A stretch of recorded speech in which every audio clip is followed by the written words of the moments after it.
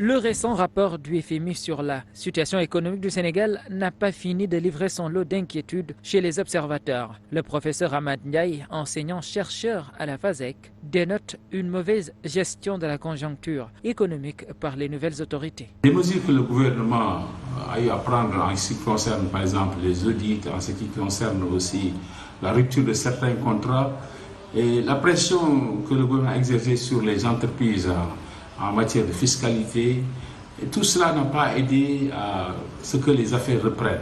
Une situation qui agit directement sur le déficit budgétaire. Pourquoi la situation alarmante? Parce que là, on tablait, selon les accords avec les FMI, il fallait atteindre 3,9% d'ailleurs en 2024. Mais là, on voit que si rien n'est fait, on va aller à 7,5%, ce qui est énorme. Je rappelle que la norme du déficit budgétaire, la norme maximale, c'est 3%. Donc là, il y a un problème, un sérieux problème qui se pose. On risque d'avoir une situation d'endettement insoutenable. Cependant, le professeur Ndiaye rassure que la situation n'est pas encore catastrophique, même s'il est nécessaire de prendre des mesures de réajustement très vite.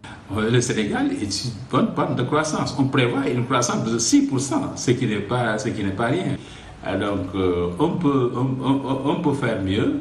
Mais ce qu'il faudrait faire, c'est juste essayer, peut-être, de réduire les dépenses publiques de l'État, de rationaliser les dépenses publiques de l'État et faire en sorte que, par exemple, le pétrole et de Sangomar soient utilisés dans les circuits de production de la SAR et de la Sénélec. Dans tous les cas, il met en garde les autorités pour ne pas accepter de suivre la recommandation principale du FMI, qui est de réduire les subventions à l'énergie, car selon lui, la situation actuelle du pays ne le permet pas encore.